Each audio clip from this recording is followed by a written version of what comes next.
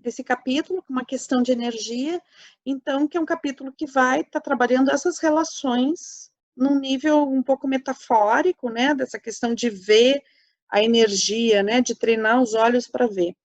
Mas o livro, ele traz uma reflexão sobre Newton, né, e a visão mecânica do mecanicista, né, da vida, e o quanto isso influenciou na sua percepção, causando uma certa limitação na nossa percepção, né? Mesmo que na época de Newton, essa percepção fosse uma percepção ampla, né? Porque tinha a ver com aquela época, a gente trazer isso até os dias de hoje, 300 anos depois, né? Essa forma de ver, depois quem viu o Ponto de Mutação, né? O filme que eu indiquei, a gente tem essa retrospectiva também, e ali a gente vê o quanto essa visão que tinha uma coerência na época de Newton, hoje em dia já não tem mais, né? Ela chega a atrapalhar a visão, a percepção das coisas. Então, eu gostaria de ir um século antes de Newton, né? Não exatamente um século, né? Mas assim, o René Descartes e o Francis Bacon, né? Eles são digamos, eles estão uns 50, 60 anos antes de Newton, né? E eles vão ser muito importantes para Newton, também dando um aporte, digamos, filosófico para o que Newton vai desenvolver depois. Então, lembrando assim um pouco, né, que o que a gente viu do nosso último encontro, que o século XVII é um século que onde existe uma passagem, né? O século que vem depois das grandes navegações, onde a igreja está desacreditada, né? E que todo o capitalismo começa a ser emergente, então, e que toda a Idade Média, através da tecnologia que se desenvolveu na Idade Média, ela foi provocando, né, um afastamento das forças da natureza como forças que nos levam digamos, a honrar a natureza, mas já a pouca tecnologia, a pequena tecnologia desenvolvida dentro da Idade Média, ela serviu já como uma utilização das forças da natureza, né? Então, por exemplo, eu quero explicar para vocês, por exemplo, para moer o trigo, né? Lá na Idade Antiga, o moer o trigo tinha a ver com utilizar uma força de mão de obra escrava, né? Na Idade Média, isso já não acontece mais, se usa a força da água dos rios, né, para criar um moinho que é movido pela força das águas, ou a força dos ventos, né? Então, tem uma série de tecnologias que, para a gente olhar, do ponto de vista que a gente olha hoje, são rudimentares, mas que, para a Idade Média, foi um grande avanço e possibilitou depois a gente chegar nas máquinas lá na Revolução Industrial, né? Então, esse domínio do campo da natureza, ele vem já lá desde a Idade Média, né? Mas, na época do Renascimento, a gente vai ver que isso, né, com todos os confrontos que existem dentro as forças da igreja tentando controlar os cientistas, os artistas, controlar as mulheres também, né?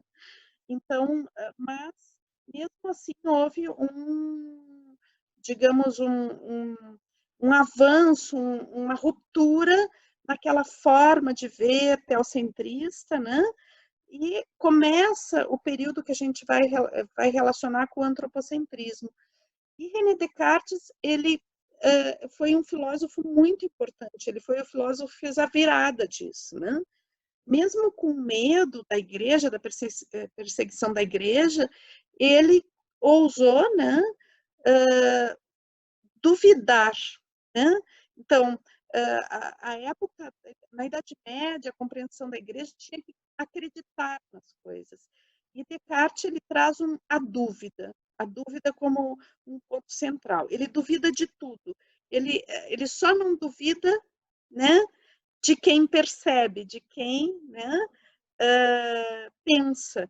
Então, ele diz que a única certeza que existe é de que alguém pensa e pode duvidar. Então, e ele traz uma visão racionalista das coisas. As coisas têm que ser comprovadas, né? Para provar a sua existência. Então, da mesma época que Descartes, mais ou menos, eles são contemporâneos, a gente vai ter Francis Bacon, né? Francis Bacon, ele já não tem essa coisa da comprovação, de ter que comprovar, mas ele tem uma coisa, ele vai estar quase que oposto de Descartes, no sentido que ele vai acreditar numa coisa muito empírica, na observação dos fatos, não que exatamente tem que ser comprovados, mas eles têm que ser observados. Mas Francis Bacon, ele traz uma coisa muito forte de que a natureza, né, ela tem que ser dominada, né? E é interessante porque essa época, tanto do Descartes quanto do Francis Bacon, ainda tinha uma influência muito forte da Inquisição, né? E vocês sabem que a Inquisição perseguiu principalmente as mulheres, né? As mulheres no sentido de todo o princípio feminino, toda a questão que se colocava das bruxas, né? Da, da das feiticeiras, o medo das mulheres que eram curandeiras, né? O medo desse poder feminino de contato com a natureza. E o Francis Bacon, ele dizia que a natureza é uma fêmea que tem que ser dominada, né? Que a natureza pode até ter que ser torturada para revelar seus mistérios. Então, ele tem uma coisa de que a natureza tem que estar ao serviço da humanidade, né? Ao serviço do homem, principalmente, né? Aqui a gente vai ver homem masculino, né?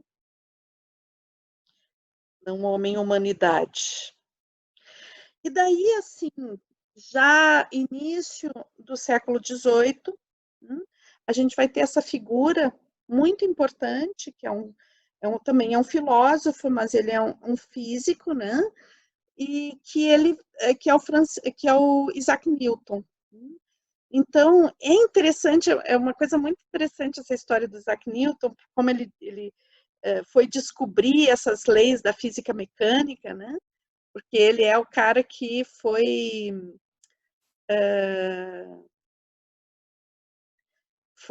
digamos, ele que fez as observações necessárias para chegar à conclusão das leis básicas da física, e foi muito importante por isso, né? E foi justamente dentro de um surto, né? Agora não me lembro exatamente, acho que era a peste bubônica. Ele ficou confinado, né?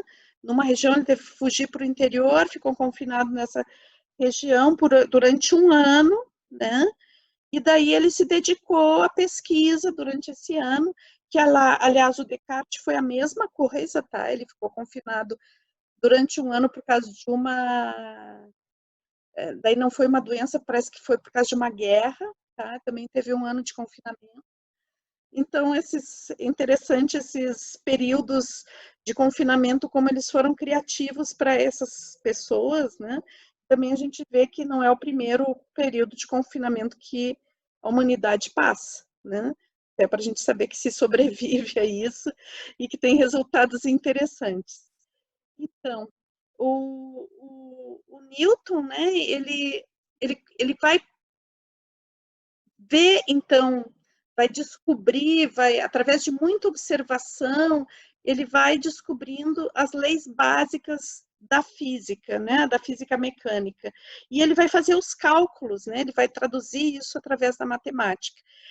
Isso foi tão perfeito que ele fez, né, foi tão maravilhoso na época e tão importante, foi absolutamente importante, que isso serviu de norte para todas as ciências. Então, todas as ciências, a partir de Newton, buscaram uma comprovação científica, matemática, né? Então, a gente vai ver lá o Descartes dizendo que as coisas têm prova e o Newton trazendo essas provas, né, através de cálculos, através de observação e fazendo as leis da física mecânica, né? Então, isso dava uma impressão, né, para a humanidade aí do século XVIII, que bom, então finalmente a gente sabe de tudo, né?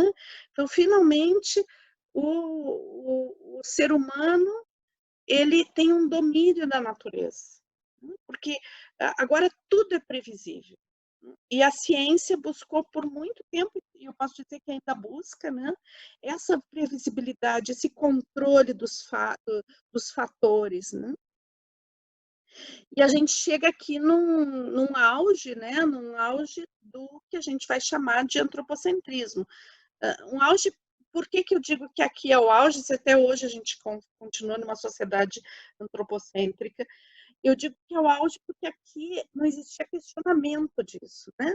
Aqui foi o momento onde a humanidade se viu assim, nossa, a gente domina tudo, a gente tem certeza, através da ciência, a gente vai ter certeza de tudo e a gente vai saber tudo e vai ter o domínio completo sobre a natureza. Então, isso acontece com Newton. Só que, logo depois, né,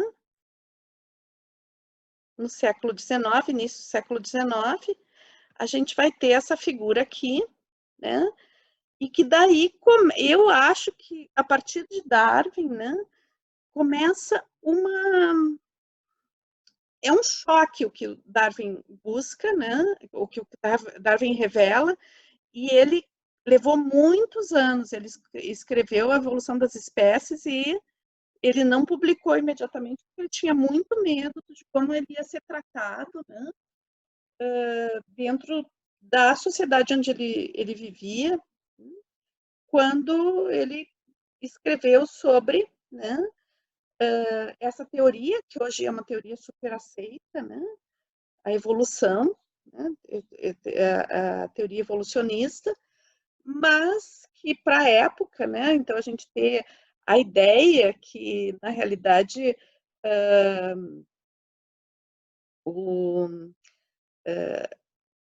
na época, o que se acreditava na época, né? Que então aquelas histórias que a Bíblia trazia, né? Então, que a humanidade foi, que a vida foi criada no planeta por Deus, que muito da teoria criacionista que algumas pessoas acreditam ainda, né? Então, em Adão e Eva, a Arca de Noé, toda essa história, né?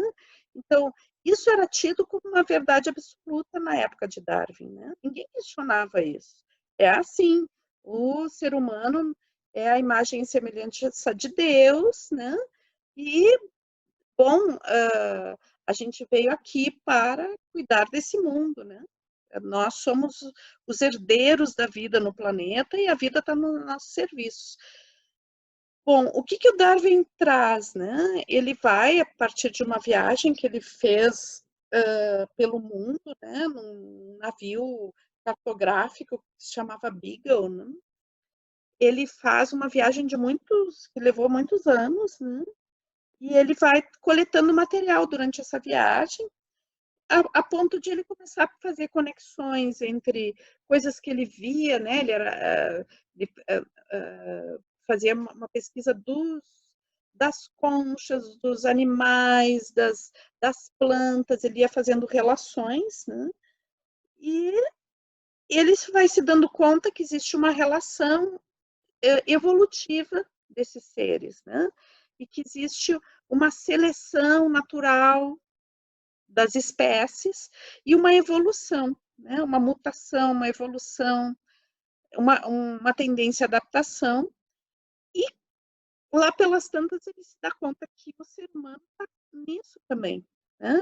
Então, a partir, o Darwin é que vai nos colocar dentro do sistema vivente, né? Darwin vai nos colocar dentro de uma totalidade vivente, né? Dentro do sistema da vida. Então, a gente perde a nossa colocação como o centro, né? Como o centro do universo, que a visão antropocêntrica para ser parte de um sistema.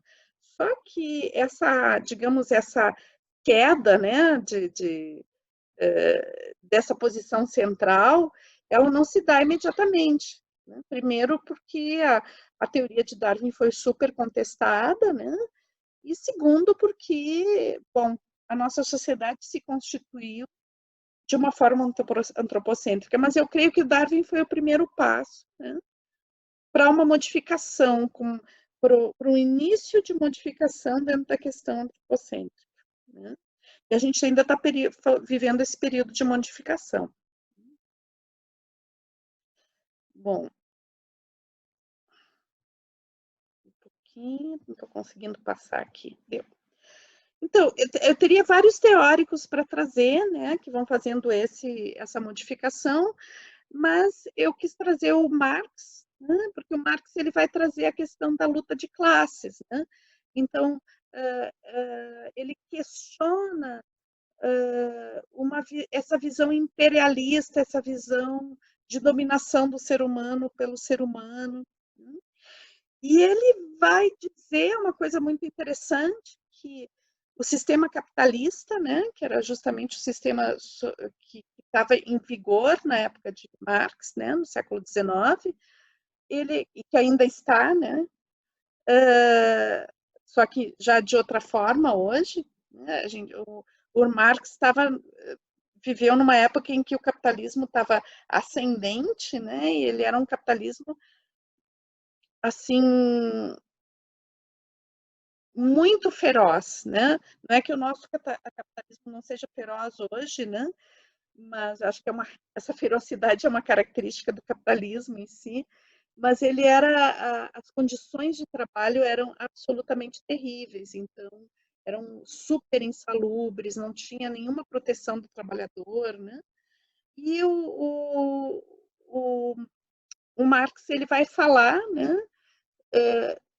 Da luta de classes, de uma sociedade mais igualitária, da possibilidade do proletariado ter poder, né? Então ele inverte situações assim que não foi a primeira pessoa que vai pensar nisso dessa forma, né? E vai trazer uma teoria que vai questionar a forma como as pessoas estavam vivendo naquele momento, a estruturação da sociedade. Bom, aqui vamos entrar já no século XX, mas tem uma pessoa que eu queria colocar assim, que eu acho que eu não coloquei aqui, né, mas eu acho que também vale mencionar, o Freud, né, com a questão do inconsciente, também é um cara super importante, tá, porque Freud, ele não, digamos, antes de Freud, não tinha a noção de que as nossas motivações, os nossos atos podiam ter uma origem inconsciente, né? A visão que o ser humano tinha sobre si era de que que a racionalidade poderia determinar tudo, e o Freud diz que não, que a maior parte dos nossos atos não é determinado de forma consciente. Então, só para constar, né, se eu fosse trabalhar cada autor, seria muito longo. Então, mas eu acho importante constar o Freud. Então, no século XX, a gente entra, né, de novo com a questão física, só que uma modificação da percepção da física. Né? Então, Albert Einstein, que vai criar a teoria da relatividade, vai ganhar o prêmio Nobel por isso, né? E que vai participar também, né, de um grupo de pesquisa que vai trabalhar sobre a mecânica quântica, né? Que daí ele não é o cara que vai criar a mecânica quântica, mas ele vai trabalhar sobre esse grupo de pesquisa. Então, qual é a questão básica aqui, né? Na realidade, é o fim de todas as certezas, né? Porque enquanto Newton vai te dar a certeza de tudo, Einstein vai tirar todas as certezas, né? Porque ele coloca que existe uma probabilidade das coisas acontecerem, mas isso não quer dizer que as coisas aconteçam do jeito que a gente imagina que elas vão acontecer. Existe apenas uma probabilidade de que elas aconteçam de determinada forma. Então, só voltar aqui um pouquinho, vamos só ver o que está acontecendo na história, por exemplo, da arte nessa mesma época, né? E dentro dos movimentos sociais nessa mesma época, que eu acho que é interessante a gente fazer essa reflexão. E no mesmo momento, né, a gente vai ter assim um nascimento, muita força do movimento feminista e do movimento ecológico, tá? Mais ou menos no mesmo período. Na arte, a gente vai ter os impressionistas, e depois, um pouco mais tarde, a gente vai ter o surrealismo. Então, como essa visão de um mundo que não é percebido exatamente da forma como a arte deixa de ser uma cópia da realidade para buscar retratar a percepção das coisas e como a percepção ela pode ser modificada, né? Ela vai modificando de acordo com as experiências. Então, por exemplo, o impressionismo com toda a questão das partículas, da luz, né? É muito interessante a gente poder dar uma olhadinha no impressionismo sobre isso. E, bom, então, a gente vai entrando mais dentro dessa questão da física quântica, né? E daí vai entrar numa questão que o livro vai abordar bastante, porque toda essa introdução da evolução do pensamento e das percepções de mundo para a gente chegar aqui, né? Que é o comportamento das partículas subatômicas, que é uma coisa que o livro, né, traz. Ele traz como que, na realidade, existe uma relação energética entre os seres vivos, né? E aquilo que tu pensa cria uma realidade, né? E daí, pessoal, eu quero sair um pouquinho dessa, porque tem esse desenho aqui, eu quero explicar para vocês melhor o que é esse desenho, mas daí eu achei essa explicação num videozinho de 5 minutos que eu acho que valeria a gente dar uma olhada. And here we are, the granddaddy of all quantum weirdness, the infamous double-slit experiment. To understand this experiment, we first need to see how particles, or little balls of matter, act. If we randomly shoot a small object, say a marble, at the screen, we see a pattern on the back wall where they went through the slit and hit. Now, if we add a second slit, we would expect to see a second band duplicated to the right. Now, let's look at waves. The waves hit the slit and radiate out, striking the back wall with the most intensity directly in line with the slit. The line of brightness on the back screen shows that intensity. This is similar to the line the marbles make. But when we add the second slit, something different happens. If the top of one wave meets the bottom of another wave, they cancel each other out. So now, there is an interference pattern on the back wall. Places where the two tops meet are the highest intensity, the bright lines, and where they cancel, there is nothing. So, when we throw things, that is, matter, through two slits, we get this, two bands of hits. And with waves, we get an interference pattern of many bands. Good so far. Now, let's go quantum.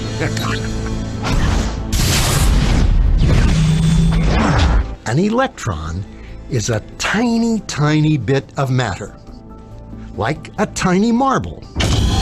Let's fire a stream through one slit. It behaves just like the marble, a single band. So, if we shoot these tiny bits through two slits, we should get, like the marbles, two bands. What? An interference pattern. We fired electrons, tiny bits of matter, through. But we get a pattern like waves, not like little marbles. How? How could pieces of matter create an interference pattern like a wave? It doesn't make sense. But physicists are clever. They thought, maybe those little balls are bouncing off each other and creating that pattern. So they decide to shoot electrons through one at a time. There is no way they could interfere with each other. But after an hour of this, the same interference pattern is seen to emerge. The conclusion is inescapable. The single electron leaves as a particle, becomes a wave of potentials, goes through both slits, and interferes with itself to hit the wall like a particle. But mathematically, it's even stranger. It goes through both slits and it goes through neither. And it goes through just one and it goes through just the other. All of these possibilities are in superposition with each other. Physicists were completely baffled by this. So they decided to peek and see which slit it actually goes through. They put a measuring device by one slit to see which one it went through and let it fly. But the quantum world is far more mysterious than they could have imagined. When they observed, the electron went back to behaving like a little marble. It produced a pattern of two bands, not an interference pattern of many. The very act of measuring or observing which slit it went through meant it only went through one, not both. The electron decided to act differently, as though it was aware it was being watched. So the electron is very peculiar. Electron is very peculiar in the sense that when you are not looking, electron can be here, can be there, or can be over there in the corner of this room. It can be all over this room, so to speak. But whenever we look, this is the strange thing about these electrons. Whenever we look, we always find them to be in one particular Geiger counter, although we may have a room full of Geiger counters. We never hear the Geiger counter sticking all over the room. This is the fundamentally important stuff about the electrons.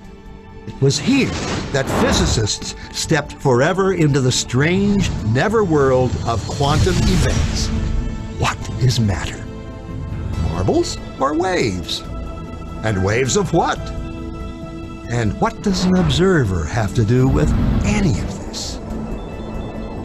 The observer collapsed the wave function simply by observing. Então, daí eu queria trazer para vocês também esse experimento, né, que talvez alguns de vocês conheçam, do professor Masaru Emoto, que ele fez investigações sobre partículas de água, né, moléculas de água. E então, ele pede para as pessoas pensarem, escreverem palavras, né, e verem, por exemplo, agradecendo, né, obrigado, graças. Então, a partícula se comporta de uma determinada forma, né? Quando eu coloco uma determinada música, a partícula se transforma também. Então, o professor Masaru, ele vai falar de que as nossas, digamos, os nossos pensamentos vão interferir diretamente sobre as partículas de água, né? Interessante isso, porque, na realidade, é como o pensamento ele vai estar interferindo, né, na formação desses elementos da água. Ele vai fotografando, né, se vocês quiserem depois também procurar mais informação, tem bastante informação sobre isso, né, que eu acho que tem muito a ver com a questão do livro, né, porque é justamente, por exemplo, quando eles vão falar sobre a questão das plantas, né, de quanto as plantas cresciam mais belas, mais saudáveis, quando as pessoas colocavam toda a sua energia positiva, toda a sua energia de amor e de cuidado nessas plantas. Então, o que traz esse capítulo, né? Que, na realidade, os nossos pensamentos, eles interferem na forma que o mundo acontece, né? Então, que nós temos o poder da forma como a gente pensa de interferir positivamente ou negativamente no mundo que nos rodeia, na nossa própria existência. Então, essa coisa de poder olhar para a qualidade dos nossos pensamentos, de como a gente vai nutrir os nossos pensamentos. Então, e ele traz essa questão, né, da energia, da beleza. Então, o autor, ele coloca assim que existe a questão como eu vou saber se a minha relação energética com o mundo, né, ou comigo mesma, ou com as pessoas, ou com as plantas, com os animais, né? Como essa energia ela é boa ou não? Como é que eu posso saber disso, né? E ele coloca que, na realidade, isso se traduz pela beleza. A gente percebe aquela realidade, aquela relação como algo belo, né? E daí eu estava pensando na questão da beleza enquanto um princípio estético, né? E o quanto dentro da nossa cultura a gente também tem padrões de beleza e que na realidade às vezes não são exatamente belos, né? Então eu achei muito interessante essa relação da beleza com o bem-estar, com se sentir bem. E daí me veio a questão do conceito de harmonia, né? Então, o que é harmonia na realidade? A harmonia é um conceito musical, né? A harmonia é a união de diversos fatores que formam uma unidade. Como é que a gente pode perceber isso? Principalmente na música mesmo, né? A música, na realidade, é um conjunto de vários instrumentos ou de várias vozes que, no seu conjunto, formam uma unidade. Quando a gente ouve uma música, a gente não fica ouvindo cada instrumento separado, mas a gente ouve a unidade. Quando a gente está dançando, a gente dança a unidade da música. E quando a gente dança e se entrega completamente à música, o próprio Rolando dizia, né? A gente é a música, né? O dançarino vira a dança, porque ele entra no estado de harmonia completa, né? Então, a harmonia, ela também se traduz por integração.